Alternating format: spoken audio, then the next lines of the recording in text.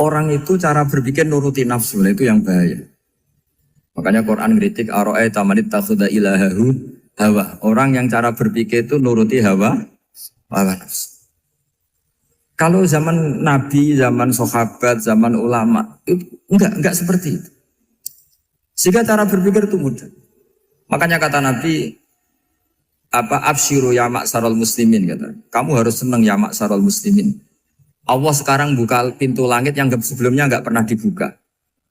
Dan Allah yubahi bikum malaikatah. Dan Allah membanggakan kamu kepada para malaikatnya. Kenapa? Umatnya Muhammad, umatnya Rasulullah Muhammad SAW, itu kalau sampean kepengen mati setiap saat itu baik, itu resepnya gampang kata Nabi. Addu faridotan wantadzoru ukhra. Jadi Allah memberitahu, ya Muhammad, umatmu ini luar biasa. Jadi misalnya tadi kita sholat subuh, ditanya, Bahak kamu sekarang ngapain? Nunggu sholat duhur ya. Setelah sholat duhur ditanya lagi nunggu apa asar. Sehingga faman kanat hijratuhu ila Allah wa rasulih fa hijratuhu ila Allah. Jadi kalau ya sudah ini tak ijazahkan. Kalau setelah salat zuhur nunggu apa? Duhur. Setelah duhur nunggu. Sehingga ketika kita mati itu statusnya penunggu sholat. Tapi kamu kan enggak miskin. Kenapa? Penunggu kaya. Ya itu enggak masuk surga itu. Penunggu kemakanan. Berarti kan menunggu sesuatu yang seleranya nafsu. Beda kalau penunggu sholat. Berarti kamu di dunia menunggu ritual ibadah. Maka di antara ijazahnya Nabi apa? Addu faridotan wantadzoru ukhra. Melakukan satu fardu. Kemudian kita menunggu tugas berikutnya. Jadi niati saja setelah subuh nunggu apa? Duhur. Setelah duhur, meskipun kita di perapatan. Apa? Nunggu asar. Ya. Tapi ya asar betul. Jangan nunggu tok pas asar. Enggak. Jadi sebetulnya umat ini gampang sekali. Jadi di antara kebanggaan Allah, yubahi itu Allah bangga dengan malaikatnya adalah umat ini adalah addu faridotan wantadzoru ukhra. Melakukan satu fardu, kemudian menunggu fardu yang lain. Dari mengkhidmati kampus, ingin mengkhidmati masyarakat. Dari satu masyarakat lokal Semarang menjadi sampai sekarang, sampai Banjarmasin. Unisula mau bikin kampus di sana, terus gitu. Dari satu tugas ke tugas yang lain. Makanya Islam diajarkan setelah satu tugas selesai, faida faruh tafan sok. Jadi sehingga hidup kita itu dinamis. Dari satu kebaikan menunggu kebaikan lain, dari satu kebaikan menunggu. Sehingga hidup kita ngapain? Nunggu satu kebaikan. Ini sudah masuk faman kanat hijratuhu ila Allah wa rasulih, fa hijratuhu ila Allah wa rasulih. Sehingga bayangkan kalau kita direkam Allah, Gusti kula ampun mati nak dereng sugih. Wis melarat puluhan tahun. Sakit, nunggu sesuatu sing sifatnya nafsu, kok pengen sugih. Sugih tok aja cukup. Tahu buruh wong sing tahu ngenyek ndekne lho, itu kan urung-urung wis dendam. Saya belum mau mati sebelum kaya dan buruhkan orang yang pernah melecehkan saya. Wis ngono akhirnya mati urung sugih. Berarti wis fakir matine hasud. Mau itu ngenes dunia akhirat kan kira-kira seperti itu. Kamu santai aja kalau fakir berarti meringankan hisab karena ada banyak harta. Yang mau dihisab papanya, tidak punya apa-apa. Jadi saya mohon sekali ya, Islam itu mengawal kebahagiaan. Sebab itu sampai bahagia itu menjadi perintah Islam pun bifadlillah wa birahmati fa bidzalika falyafrahu. Karena dengan bahagia bitaat diharapkan orang Islam itu tidak bahagia atau cari kesenangan lewat jalur maksiat. Sehingga ciri utama wali apa? Ala inna awliya Allahi la khaufun alaihim walahum yahzan. Sehingga ulama dulu itu rileks-rileksnya. Termasuk yang saya ceritakan tadi, Imam Ahmad, Imam Syafi'i. Itu melihat apa saja rileks. Ya tadi kalau disenangi orang ya barokah, punya kawan kebaikan. Nak dineng ya barokah dineng di gedingi tonggo rada utang, ngeranjuk tulung gitu. Jadi rileks saja. Masyhur itu Imam Syafi'i ngendikan waman asa'a ilaika faqat atlakoka. Orang yang berbuat buruk sama kamu hakikatnya adalah membebaskan kamu. Atlako itu apa? Membebaskan. Enak gak jadi hidup gitu? Kalau kamu kan enggak, kok gedeng aku salahku apa? Malah kamu ujub tuh, orang kok gak tahu salahnya. Kamu jadi suami, istrinya ngomel, kurang apa saya sebagai suami? Ya kurang banyak, enggak ganteng, enggak kaya, enggak ini. Malah kalau diterangkan malah parah toh. Ya sudah rileks saja. Kalau dia ngomel ya tadi, alhamdulillah dapat pahala tanpa apa? Biaya. Terus ngomel kan butuh energi, paling yang tidak kuat 3 jam. Oh, nanti juga berhenti apa? Terus ambil nilai positifnya, misalnya ngomel sama suaminya, bagus lah. Kalau ngomel sama tetangga malah kayak apa gitu aja udah. Jadi ulama dulu itu gampang sekali melihat apa? Melihat hidup. Rasulullah ya gitu, melihat hidup tuh gampang saja. Ketika tanya, ya Aisyah apa ada sarapan? Tidak ada ya Rasulullah, ya sudah saya tak puasa. Jadi enteng saja. Kadang-kadang beliau ingin puasa, ya puasa sunat, ada sarapan nggak jadi puasa. Rileks. Nabi itu rileks. Kalau ngajari kebaikan juga rileks. Nah sekarang itu banyak orang yang karena mungkin kurang baca, Islam tuh kayak menjadi aturan yang bengis, yang repot, yang mengekang. Itu tidak seperti itu. Yuridu wa bikumul yusra wala yuridu bikumul usra. Allah menghendaki agama ini mudah. Sehingga ada sahabat di Imami Mu'ad itu baca Baqarah. Sahabat ini pekerja petani, mufarokoh ditinggal. Ketika Mu'ad lapor, ya Rasulullah ini ada orang munafik, tengah-tengah sholat mufarokoh saya ditinggal. Yang disalahin itu tidak yang ninggal tapi Mu'ad. Afattanun anta ya Mu'ad, kamu itu tukang fitnah. Masa ngimami petani pakai surat Baqarah? Jadi yang disalahkan ini imamnya. Kalau kamu jadi imam, sholatnya ya yang cepat. Makanya terus banyak orang kecepatan karena tadi. Jadi Nabi itu enteng sekali. Jadi apa ya? Nabi itu beda dengan yang kita bayangkan beda. Nabi pernah ngaji di masjid, kemudian ada tetangga lewat pakai cangkul ke kebun. Semua sahabat gerutu. Ini orang tidak benar. Ada Nabi ngaji ditinggal saja ke kebun, tidak ikut ngaji. Jawabannya Nabi tidak. Itu bagus itu ikut sunnah saya. Kenapa ya Rasulullah? Dia kerja nyari halal. Dan untuk menghidupi keluarganya itu juga ajaran saya. Sehingga yang ngaji ya ajarannya Nabi, yang nggak ngaji karena kerja mencukupi keluarga juga ajarannya Nabi. Segampang. Oh, kalau kayaknya kamu kan, wes gak roh akhlak kan gitu. Nabi rileks saja Nabi. Sampai bisa lihat itu di Ihya, di bab Fadhailul Kasbi. Makanya ini apa penting sekali supaya orang itu apa ya berpikir Islam atau mendakwahkan Islam itu berdasar sanad ya yang mutasil yang pernah dilakukan Rasulullah SAW. Sesuatu yang dilarang Allah itu pasti madharat. Maka untuk melarang seseorang bergantung sama narkoba misalnya atau hal-hal yang bahaya pada fisik itu satu tentu bagi ahlullah, tentu karena takut Allah. Tapi banyak masyarakat yang memang benar-benar bisa meninggalkan narkoba karena efek buruknya ganja. Bahwa itu mengakibatkan sakau, mengakibatkan tidak sadarkan diri, mengakibatkan kebangkrutan ekonomi macam-macam. Sehingga mereka benar-benar benci sama yang namanya narkoba. Jadi di antara manhajul Quran itu kalau mentakbih, memburuk-burukkan maksiat itu mesti dikritik innahu kana fahisyah. Innahu kana fahisyata wa makta wa sa'a sabila. Innahu kana fahisyata wa sa'a sabila. Diulang beberapa kali. Sehingga dibutuhkan kecakapan untuk menganggap satu hal yang buruk itu fahsyah, sesuatu yang enggak rasional, sesuatu yang tidak positif, sesuatu yang pasti berdampak negatif. Sehingga kalau misalnya tadi dibacakan oleh Qori, kuntum khaira ummatin ukhrijat linnasi ta'muruna bil ma'ruf wa tanhauna 'anil munkar. Untuk berhenti dari kemungkaran itu satu takbihun litil kal mungkar atau litil kal mungkarat, bahwa mungkarat itu kita cap, kita stigmasi bahwa itu buruk sekali. Seperti Nabi mengajarkan pemuda tadi, masa kamu suka ibu kamu digitukin lelaki lain, putri kamu, bule kamu, bude kamu, sehingga orang ini pikirannya termindset betapa buruknya zina. Sama seperti kita sukses memindset betapa buruknya narkoba, betapa buruknya bahan-bahan terlarang. Begitu juga seterusnya terus pengkhianat dan sebagainya. Tapi problem manusia adalah dia itu akan mencari kebahagiaan atau kesenangan sesaat. Maka caranya gimana? Keinginan senang lewat maksiat ini dilawan dengan nyaman dengan taat.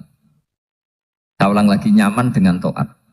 Sehingga ulama dulu punya kalimatul munajat, artinya kalimat hubungan pribadi sama Allah yang menjadikan orang itu nyaman.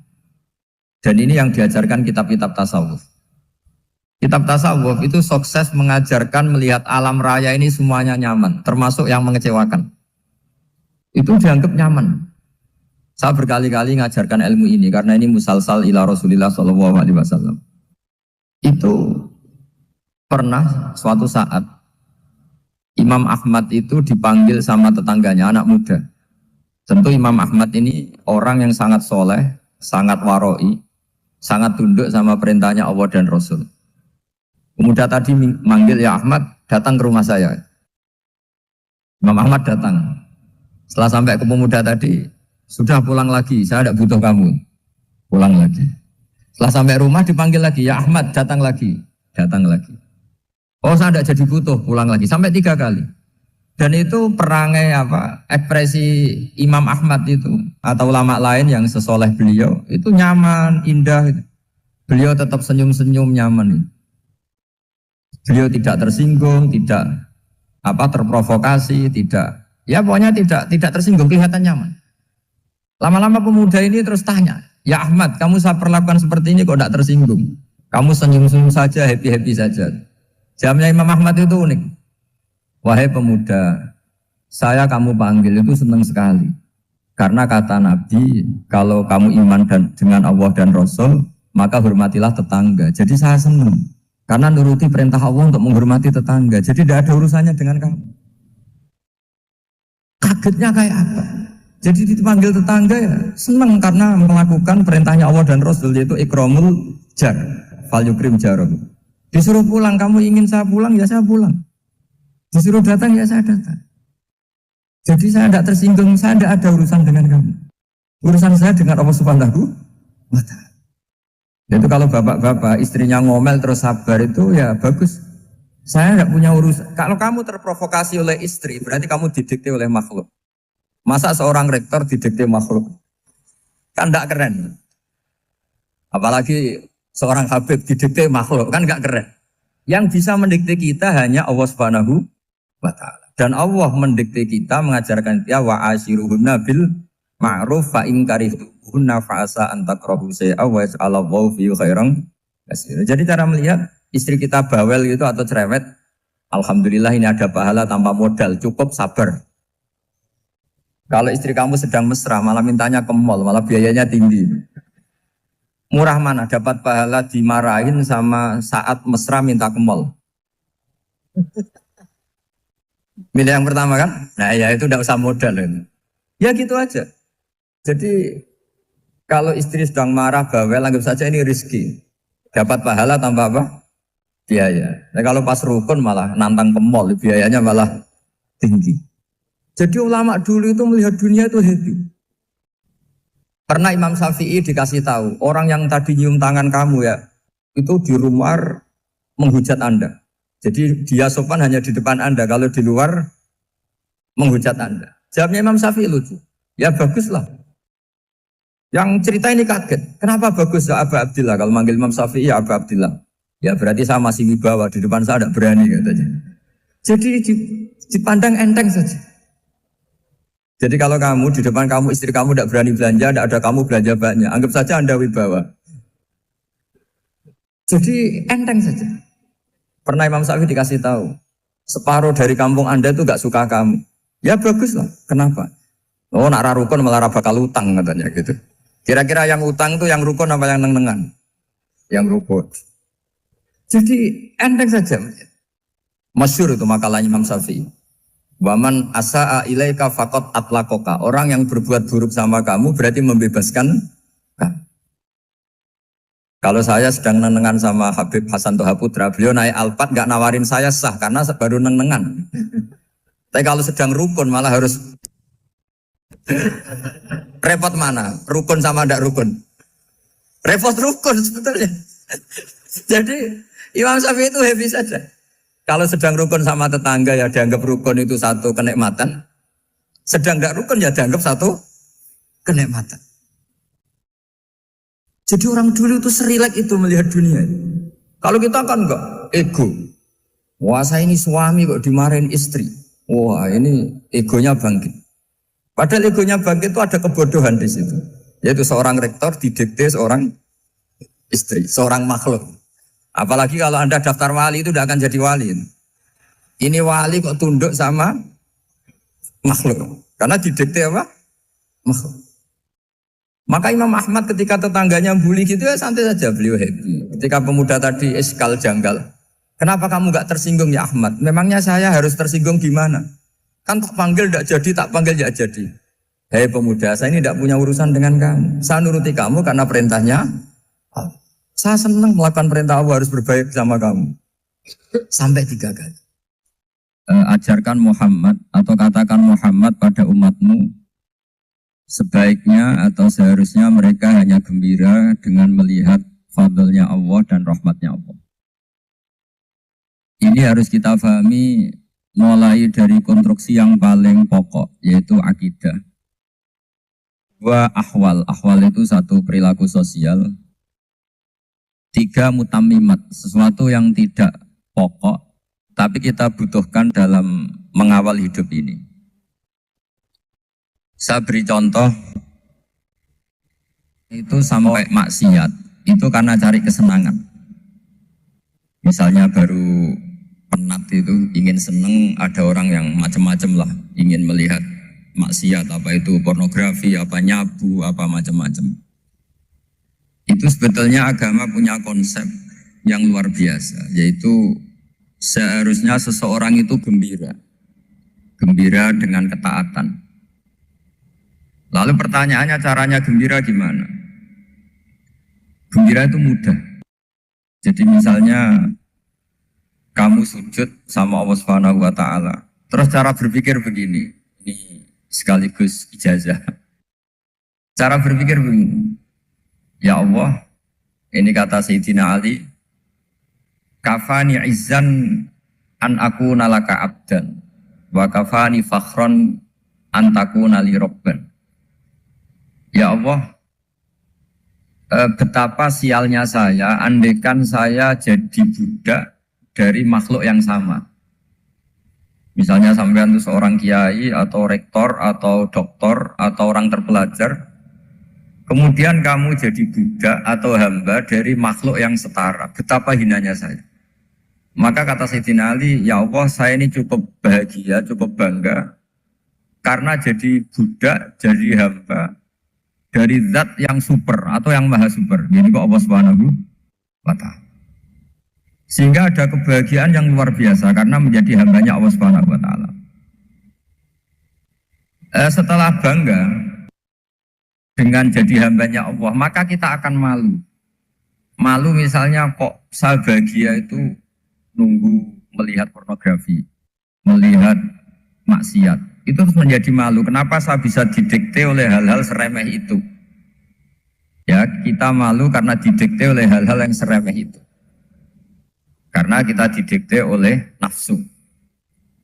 Jadi izzatun nafsi, satu harga diri seseorang itu harus dihidupkan untuk hanya tunduk kepada Allah SWT. Sehingga Nabi itu melatih satu logika tarkul ma'asi. Nabi itu dulu ketika ada seorang pemuda yang ya karena mungkin pemuda ya, dia itu mau masuk Islam, tapi uniknya kata pemuda tadi, saya masuk Islam tapi asal dibolehkan bebas zina. Jadi ini agak sableng gitu. Jadi mau masuk Islam syaratnya dibolehkan apa? Zina atau free sex gitu. Karena orangnya agak hiper. Itu Nabi tidak langsung mengancam dengan neraka enggak. Ketika mau pamit gitu semua sahabat melarang. Mah itu jangan, kamu jangan suan Nabi, itu permintaan yang nggak masuk akal. Setelah lama ditahan, terjadi kegaduhan di masjid, Nabi dengar, itu ada apa itu? Itu ada pemuda yang mau masuk Islam tapi yasta'dzinuhu fi zina. Tapi mereka minta izin Nabi untuk tetap boleh zina. Kata Nabi, pemuda itu suruh masuk, suruh menghadap saya. Ketika menghadap Nabi, saya ulang lagi ketika menghadap Nabi, Nabi mengajarinya itu luar biasa. Nabi tidak langsung mengancam dengan neraka atau dengan azab tunda. Tapi kata Nabi, atau hibbuhu li ummik. Kamu suka kalau ibu kamu itu jadi demenannya orang banyak. Pondok ya Nabi, yang demen ibu saya tak bacok kan. Karena ini ya agak preman, di mana-mana orang akal agak preman. Terus atau hibbuhu li bintik. Kamu suka kalau putri kamu ya digitukan orang-orang. Oh ya enggak Nabi, yang gitukan putri saya tak bacok. Atau hibbuhu li kholatik. Kamu suka kalau bule kamu digitukan. Atau hibbuhu li ammatik. Kamu suka kalau saudara bapak kamu digitukan. Nabi itu mengeset ya. Cara sekarang itu otak mungkin. Nabi itu meluruskan otaknya anak muda itu. Betapa buruknya zina. Cara bahasa Arab ditakbih. Betapa buruknya zina. Kamu suka kalau korbannya ibu kamu, putri kamu, bude kamu, bule kamu. Sehingga orang itu matur ya hasbuka ya Rasulullah, ini sudah cukup. Saya tidak pernah melihat sesuatu seburuk zina. Jadi fa'al qawwa fi qalbihi bughda zina. Kemudian Allah meletakkan di hatinya, menanamkan benci zina. Sehingga akhirnya pemuda tadi menjadi iffah, menjadi menghindari zina. Artinya begini ya, ini mungkin yang lolos dari para kita sebagai dai, kita tidak belajar banyak tarbiyahnya Rasulullah Shallallahu Alaihi Wasallam. Jadi kalau kita benci maksiat, itu jangan hanya ditakhzir, ditakutkan neraka itu enggak. Jangan hanya itu. Tapi di logika. Jadi kalau kita menghindari maksiat, itu selain karena takut azab, itu ada logika. Ada rangkaian pikiran yang menjadikan kita anti satu perbuatan apa maksiat. Jadi misalnya gini ya, kira-kira ginilah kalau contoh gampang itu. Ada orang gitu ya, nyanyi dengan pakaian yang mungkin pornografi gitu. Mungkin pemuda-pemuda ingin melihat itu, tapi bisa diobati gini. Kok enak dekne mergawe kok tak bayar ya, aku kehilangan duit. Meskipun dengan logika yang agak serampangan, yang penting menjadi kita ini punya harga diri untuk tidak tergantung hal-hal seperti itu. Sehingga Nabi itu cara menggambarkan tadi mulai atau hibbuhu li ummik, kalau ibu kamu jadi demenannya orang lain. Pemuda tadi bilang yang demen ibu saya mau saya bunuh. Ditambah lagi atau hibbuhu li bintik. Bagaimana kalau korbannya putri kamu, bule kamu, bude kamu. Sehingga terus si pemuda tadi betapa buruknya zina. Betapa murahnya zina. Akhirnya pemuda tadi al-qawwa fi qalbi bughda zina. Terus kemudian pemuda tadi itu sangat membenci dengan apa? Berzina. Nah, pikiran-pikiran seperti ini harus kita tanamkan. Harus kita tanamkan supaya orang itu benci melakukan maksiat. Karena satu memang takut suhtullah, takut dibenci Allah atau dibenci Allah. Dua memang logika kita mengarahkan tidak maksiat. Saya beri contoh ya betapa pentingnya mindset ya, cara berpikir. Orang itu menjadi kikir itu karena nganggap hidup itu lama dan uang itu penting. Kalau zaman Nabi itu sederhana kalau melihat hidup ini. Pernah suatu saat Nabi itu punya jatah makan. Karena Nabi itu hidupnya juga pas-pasan. Jadi Nabi itu unik. Beliau di satu sisi kaya raya, bisa ngurmat Abu Hurairah, Ammar, Suhaib. Ashabu Sufa itu dirawat Nabi semua. Itu kan kaya, bisa ngerawat sekian orang. Tapi di sisi yang lain untuk pribadinya beliau miskin. Kadang nggak bisa makan hari itu. Tapi di saat yang sama bisa merawat Ahlus Sufa. Jadi keliru kalau orang hanya cerita Nabi itu miskin, untuk makan dirinya aja susah. Itu keliru. Kelirunya kalau tidak diteruskan, tapi Nabi mampu menghidupi ahli sufa. Singkat cerita jatah makannya Nabi itu dikasihkan orang ketika Nabi tanya, ya Aisyah, makanan jatah saya di mana? Oh ya Rasulullah tadi ada orang minta tak kasihkan, maka makanan itu habis. Apa kata Nabi? Kamu salah Aisyah. Yang kamu kasihkan itu justru yang masih. Ya yang kamu kasihkan itu justru yang masih. Sehingga Nabi menganggap, makanya Nabi terus ngendikan, ya kalau mukhatabnya lelaki ya kira-kira begini. Wahallaka min malika illa ma akalta fa'afnaita walabista fa'ablaita. Terus tanya, wa tasaddaqta fa'abqaita kata Nabi. Harta kamu ya kamu makan kemudian ke WC jadi kotoran atau punya pakaian mewah nanti rusak. Wa tasaddaqta fa'abqaita. Ada yang kamu sedekahkan yaitu yang abadi sampai akhir. Sehingga banyak pengusaha yang mencintai saya setelah tak ajari hadis itu. Misalnya punya uang 1 miliar karena dia spekulan atau pedagang rawan bangkrut, disedekahkan ke masjid 50 juta, yaitu yang abadi. Jadi kalau suatu saat bangkrut, dia masih punya uang 50 juta di akhirat. Jadi Nabi itu mengajari sedekah itu apa? Ya sedekah itu pengabadian uang. Kalau kita kan enggak, bilang sedekah itu nguras uang. Itu pikirannya setan, dan pikirannya orang Islam. Itu cara berpikir setan, bukan cara berpikir umat apa? Sehingga Sayyid Ali Zainal Abidin itu kalau ada orang minta, kemudian beliau ngasih, itu beliau bilang gini, marhaban biman hamala zati ilal akhirah. Matur nuwun nggih jenengan senggeto sangu kula nate. Jadi dianggap teller saja. Orang yang minta uang beliau itu dianggap tukang nyatet bank karena sudah ditabungkan. Ya sudah. Kalau kita kan enggak, wah pengemis tuh ganggu gini-gini. Kecuali pengemis profesi ya mungkin kita agak-agak enak. Mari zaman akhir itu ada pengemis apa? Profesi. Jadi repot. Terus tak beri contoh lagi kebahagiaan ketika kita milih Islam moderat.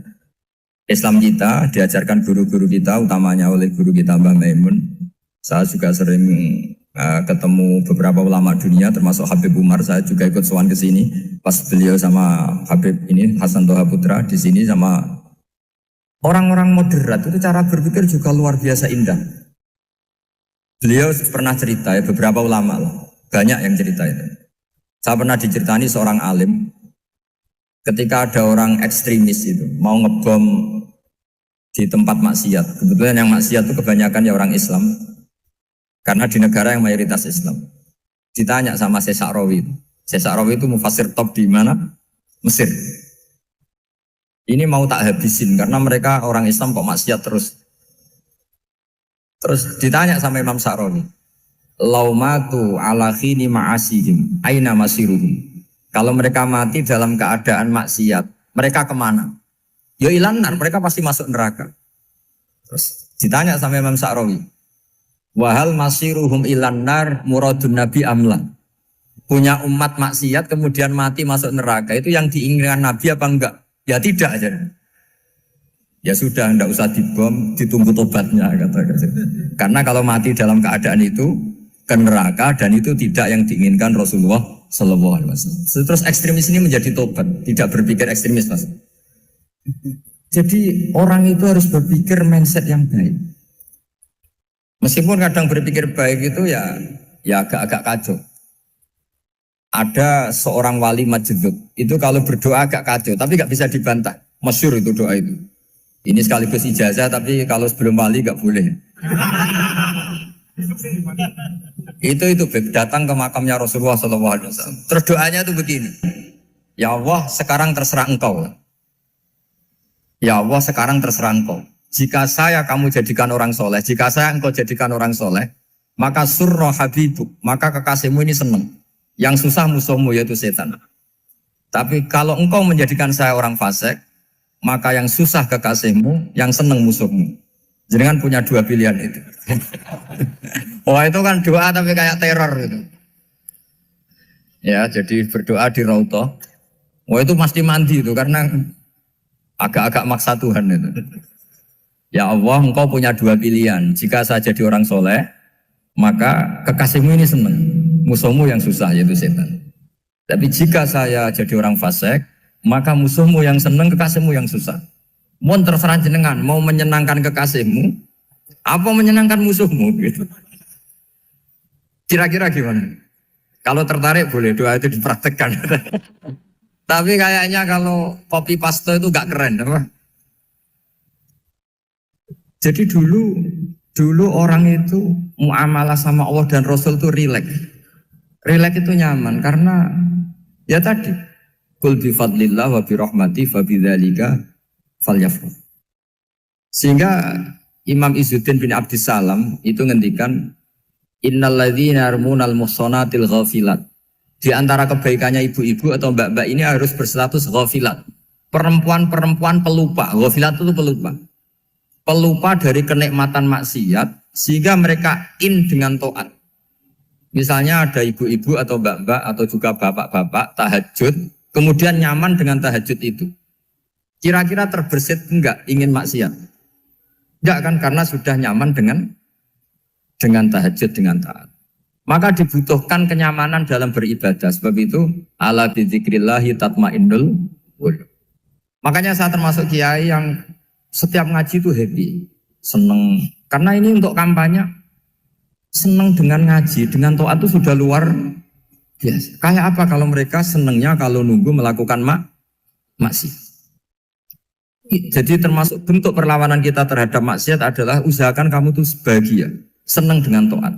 Istiqnas billah, mu'anasah billah, farah billah, itmi'nan tumaknina billah. Sehingga ini mencukupkan kita tidak berkebutuhan maksiat. Meskipun kita ya manusia, pasti suatu saat atau sudah pernah maksiat. Serasa diceritakan lah, ini gue mesti gitu. Lah orang-orang dulu itu orang yang sukses mengelola bahagia ma'allah wa billah walillah. Jika wali-wali dulu itu jadi wali itu tidak mesti karena ibadahnya banyak, itu enggak. Mereka orang yang ibadahnya itu biasa. Biasa-biasa sekali. Ulama-ulama dulu ibadahnya biasa sekali. Tapi qulubuhum ma'allah, hatinya itu ma'allah. Itu ada seorang wali, itu jadi wali, Umar bin Abdul Aziz, yang dikenal khamisul khulafa. Khamisul khulafa. Di luar khulafa Ar-Rasyidin 4, di antara yang soleh adalah siapa? Umar bin Abdul Aziz. Itu ketika mau meninggal, itu senangnya bukan main. Oh, itu semuanya nangis, beliau senang. Terus tanya, kenapa kamu senang? Memangnya saya kalau mati itu kemana aja? Ila khairi madhubin ilah, ke zat terbaik. Dibang urip mbek kowe bolet atau mbek arhamur rahimin ngene. Yaitu Allah Subhanahu. Jalaluddin Ar-Rumi ketika mau meninggal itu muridnya nangis semua, beliau marah. Kamu harusnya pesta karena saya mau ketemu kekasih saya, malah kamu tangisi, goblok sekali kamu katanya. Jadi orang-orang dulu itu luar biasa. Karena tadi mereka tidak ingin ketemu Allah itu dianggap problem. Harus sesuatu yang membahagiakan. Makanya wali-wali itu kalau berdoa begini. Wa khairu ayyami yauman alqa kafih, dan jadikan hari terbaikku adalah hari ketika saya ketemu engkau ya Allah. Pernah dengar doa itu? Wa khairu ayyami yauman alqa kafih, dan hari terbaikku adalah hari saat ketemu engkau. Nah, kan enggak, sampai mati ku wedi. Saya tidak tahu wedi dosa apa wedi Israel apa wedi malaikat siapa? Mungkar Nakir. Sebenarnya tidak perlu seperti itu. Karena cara pandang Nabi itu ini bisa dipraktekkan. Kalau kamu orang baik, mati artinya apa? Ya baik. Karena husnul khotimah. Kalau kamu orang yang buruk, itu kata Nabi, anggap saja mati itu akhir dari keburukan kamu. Nah, aku urip terus, malah maksiat terus. Maka Nabi itu kalau ngajari kita berdoa gini, Allah maj'alil hayata ziyadatan li fi kulli khairin wal mauta rohatan li min kulli syarri. Ya Allah, kalau saya hidup, ya anggap saja ziyadah fi kulli khairin, berpotensi nambahi